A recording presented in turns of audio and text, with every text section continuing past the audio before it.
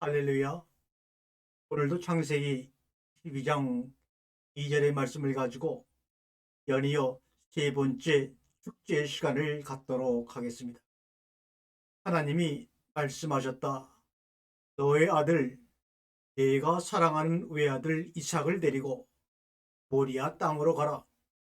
내가 너에게 일러주는 산에서 그를 번제물로 바쳐라. 이 말씀을 가지고 계속해서 여러분들과 함께 양식을 나누고 있습니다. 100세에 약속하신 아들을 받은 것이 바로 이삭입니다. 그런데 그렇게 귀중하고 사랑하는 아들을 하나님께서는 아브라함에게 번제물로 배를 양쪽으로 갈라서 태워서 그 냄새로 양을 하라 이란 말입니다. 정말로 사랑하는 사람이라면 요구할 수 없고 그 요구를 수용할 수 없는 이러한 지금 사건이 바로 22장 2절에서 일어나고 있는 것입니다. 바쳐라.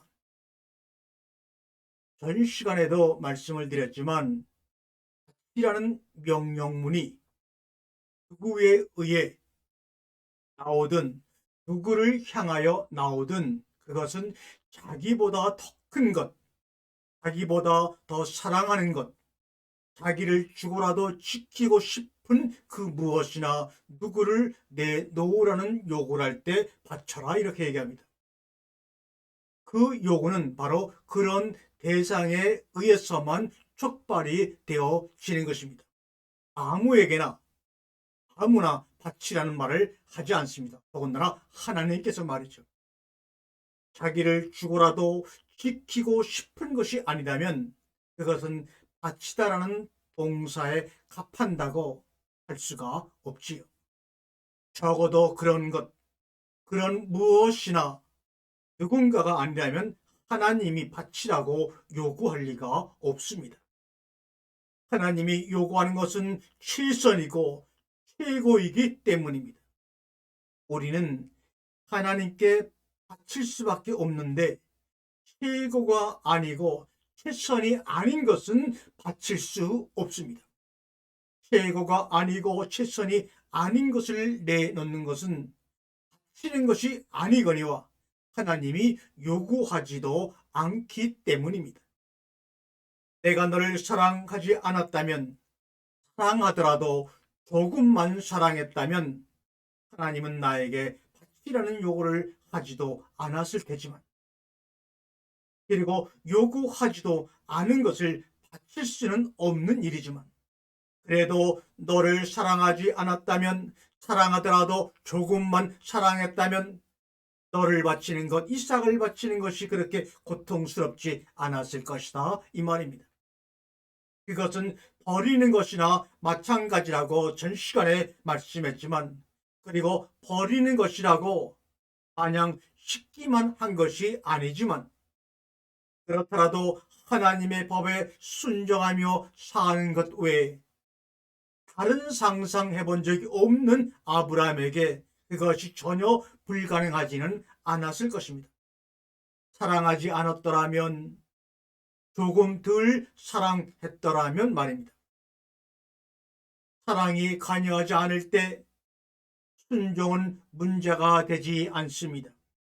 사랑은 순종의 단순함을 잊었고 헝클어서 참으로 복잡하게 만듭니다. 그러니까 아들아, 나는 너를 사랑한 것이다 이 말입니다. 사랑의 한계가, 사랑의 한도가 어디까지일까? 사랑의 한도, 그런 것이 있을까? 우리는 모릅니다. 다만 하나님이 아브라함에게 그 한도를 넘었다고 판단한 거라고 판단할 뿐입니다. 너를 너무 사랑해서 하나님이 너를 바치라고 요구한 거라고 받아들일 뿐입니다. 내 사랑아, 내 사랑아, 내 지나친 사랑이 그 일을 만드는 것이다 이 말입니다. 하나님은 나를 아브라함 자신을 여러분을 바치라고 요구하지 않았습니다. 왜 그랬겠느냐? 나를 바치는 것은 쉽지만 불가능하지는 않기 때문입니다. 나에게 속한 것 가운데 가장 소중한 것, 나보다 더 소중한 것이 내가 아니었기 때문입니다. 나는 나를 사랑하지만 바치지 못할 정도로 사랑하지는 않기 때문입니다. 더 사랑하는 것이 있기 때문입니다.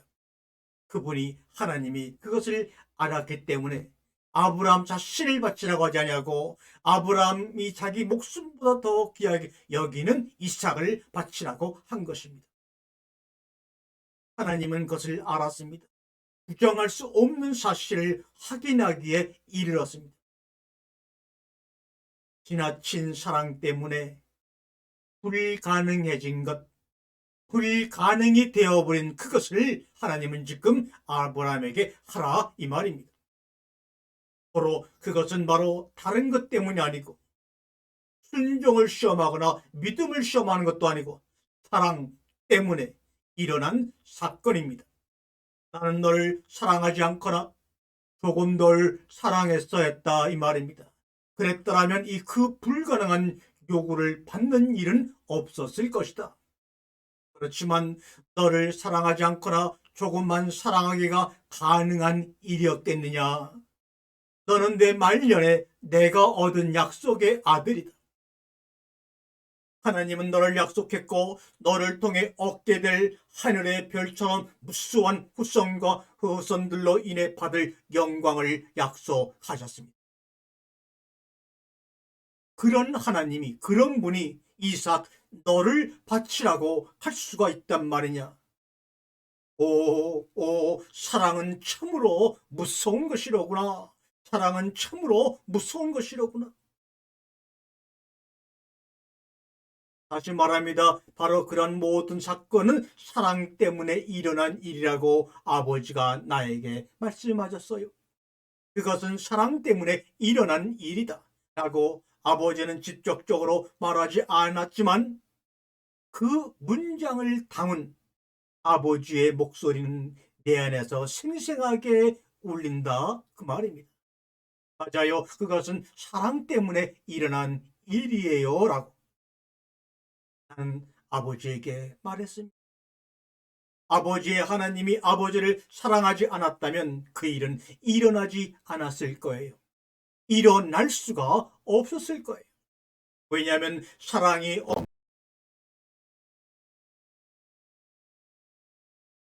없으니까요. 너의 아들, 내가 사랑하는 외아들 이삭을 바쳐라. 하나님은 아버지의 사랑하는 외아들인 나 이삭을 원하셨지요. 사랑하지 않으면서 그런 요구를 하는 하나님이 어디에 있겠어요? 사랑 때문이 아니라면 하나님이 왜 그러셨겠어요? 아버지가 나를 사랑하고 지나치게 사랑한 것이 사실인 것처럼 그분이 아버지를 사랑하고 지나치게 사랑한 것도 사실이라는 것을 나는 알 것 같아요. 아버지가 나를 너무 사랑해서 그 일이 일어난 것처럼 그분이 아버지를 너무 사랑해서 그 일이 일어났다는 걸 알 것 같아요. 아버지가 나를 사랑한 것이 사실이라고 해도 그분이 아버지를 사랑한 것이 사실이 아니라면 그 일은 일어나지 않았을 거예요. 아버지가 나를 사랑하지 않았더라면 바치라는 요구를 받지 않았을 테지요. 그분이 아버지를 사랑하지 않았다면 바치라는 요구를 하지 않았을 테고요. 네, 맞습니다. 하나님은 사랑하지 않는 아들을 바치라고 요구하지 않는 분이지만 사랑하지 않는 아들에게 바치라고 요구하지도 않는 분이시지요. 하나님이 바치라고 요구한 것은 아버지의 사랑하는 아들이 아니라 사랑하는 아들의 사랑하는 아들이었던 것이라고 나는 생각합니다. 그래요. 그분에게 아버지는 아들, 사랑하는 아들이지요. 사랑하는 아들을 바치는 것이 어려운 것처럼 사랑하는 아들에게 사랑하는 아들을 바치라고 요구하는 것도 어려워요. 아니, 더 어렵습니다. 자기에게 속해 있으면서 자기보다 소중하게 여기는 무엇이나 누구를 주는 것이 바치는 것이라고. 사랑은 무엇이나 누구만이 오직 사랑만이 바쳐질 수 있다고 아버지는 말씀하시지. 그래서 바치는 것이 힘들다고요. 사랑하지 않는 것을 내놓는 것은 바치는 것이 아니라고요. 그래서 힘들지 않다고요. 하지만 사랑하는 무엇이나 누구를 바치라는 요구 또한 사랑하는 이를 향해서만 주어지는 것이 아니겠어요? 사랑하는 이가 바치는 것을 받고 싶어 하는 것 아니겠어요? 아무에게나 바치라고 요구하지 않는 것은 아무에게나 누구에게나 받고 싶지 않기 때문이지요.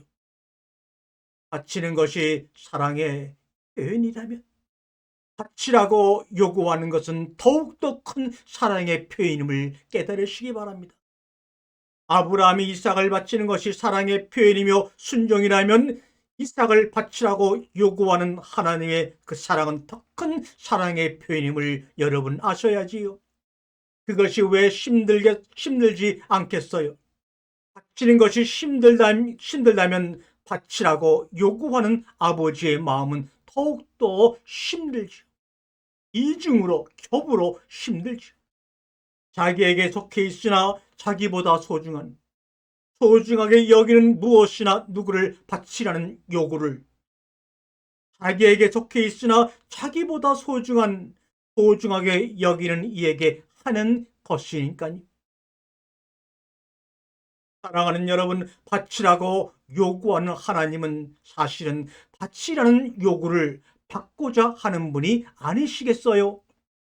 아니, 바치라고 요구하면서 하나님은 이미 바치라는 요구를 받고 있는 것이 아니겠어요?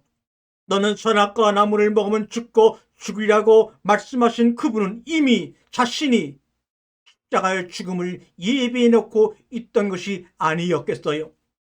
혹시 아버지도 어려운 부탁에나마 그 사실을 알고 있지 않았나요? 그렇지 않다면 장작과 불은 여기 있는데 제물로 바칠 어린 양은 어디 있느냐고 내가 당신께 물어봤을 때 어떻게 그렇게 말씀하실 수 있었을까요? 사랑하는 이삭아, 아들아, 그분이 요구하셨으니 그분이 마련하실 테지. 아버지는 그렇게 말씀하셨지요.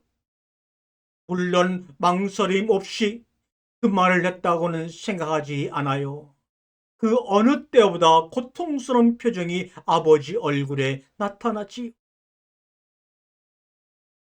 그렇지만 이 말은 엄청난 말 아닙니까? 바치라고 요구하시는 분이 바칠 것을 준비해야 하다니요. 너는 죽으리라고 아담에게 말씀하신 분이 죽음을 준비해야 한다니요. 네가 먹은 그것으로 내가 죽고 너는 나를 먹음으로 영생이야 할렐루야. 이것이 우주의 가장 큰 충격이 아니고 무엇이겠습니까? 명령을 수행하는 자가 되어야 한다는 이런 말을 어떻게 하실 수 있었나요? 바치라는 말을 하는 사람이 바쳐야 하는 사람과 동일시되는 이런 사항을 어떻게 해석할 수가 있나요? 하나님은 아버지에게 아버지 자신을 바치라고 요구하지 않았어요. 하나님은 아버지 되는 아브라함에게 너를 바치라고 요구하지 않았어요. 그 대신 아버지의 지나친 사랑의 대상인 나 이삭을 지명했지요. 왜? 왜 그랬을까요? 아버지는 아버지에게 속한 것 가운데 가장 소중한 것, 아버지보다 더 소중한 것이 아버지가 아니었기 때문이라고. 아버지 자신을 사랑하지만 바치지 못할 정도로 사랑하지는 않기 때문이라고 하셨지요. 하나님이 원한 것은 불가능한 것을 하는 것이었다고요. 아버지의 하나님도 같은 생각을 하셨을 겁니다. 그분은 자신에게 속한 것 가운데 가장 소중한 것, 자기보다 더 소중한 것이 자신이 아니라 아버지라고 여겼던 거예요. 그리고 아버지에게 속한 것 가운데 아버지보다 더 소중한 것이 바로 나 이삭이었던 거지요. 그러니까 나는 그분에게 속한 것 가운데 가장 소중한 것이 되는 셈이지요. 하나님이 바치라고 요구하면서 바치라는 요구를 받고 있었다고 한 것은 그런 뜻으로 한 말입니다. 바쳐야 할 의무를 지고 있는 분은 바로 바치라고 말씀하신 하나님 아버지 그분이었다는 사실이 어떻게 깨달아졌을까요?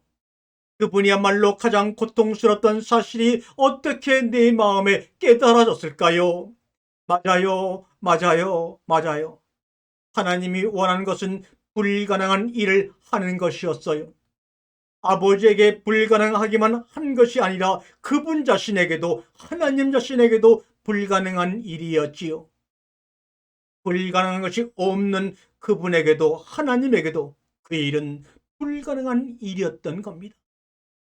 그분은 지나친 사랑 때문에 불가능해진, 불가능한 것이 되어버린 그것을 하라는 요구를 스스로에게 하고 있었던 겁니다. 그 불가능한 가제 앞에서 고뇌하며 어쩔 줄 몰라하고 있었던 분이 아버지만은 아니었을 거예요. 하나님 자신이 쩔쩔매고 있었던 거예요. 그러니까 아버지가 나를 제물로 드리기 위해 내 몸에 칼을 대려고 하는 순간 그렇게 놀란 목소리로, 그렇게 큰 소리로, 그렇게 다급하게 멈추라고, 아니 아무 일도 하지 말라고 급하게 소리를 쳤던 것이요. 맨발로 뛰어나온 것 같은 그 다급한 하나님의 목소리를 영원히 나는 잊지 못할 거예요. 그것은 사랑 때문에 일어난 사건이 맞습니다. 집 나간 탕자를 기다리다가 드디어 그 아들의 모습을 보고 맨발로 달려나간 아버지처럼 말입니다. 사랑만이 불가능한 것을 요구할 수 있고 요구받을 수 있지. 아버지는 나를 사랑하지 않거나 조금 덜 사랑했어야 했어요. 아버지 하나님은 아버지를 사랑하지 않거나 조금만 사랑했어야 했어요. 그랬더라면 불가능한 요구를 하는 일도 받는 일도 없었을 거예요. 그렇지만 사랑하지 않거나 조금만 사랑하기가 어떻게 하나님 안에서 가능한 일이겠어요? 그렇지요. 사랑은 참으로 무서운 거예요. 사랑은 참으로 무서운 거예요.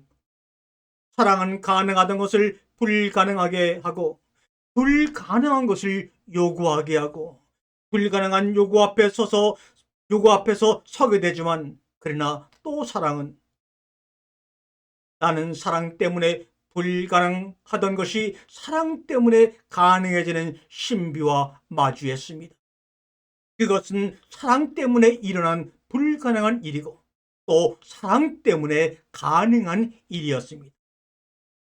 사랑은 참으로 무서운 것입니다.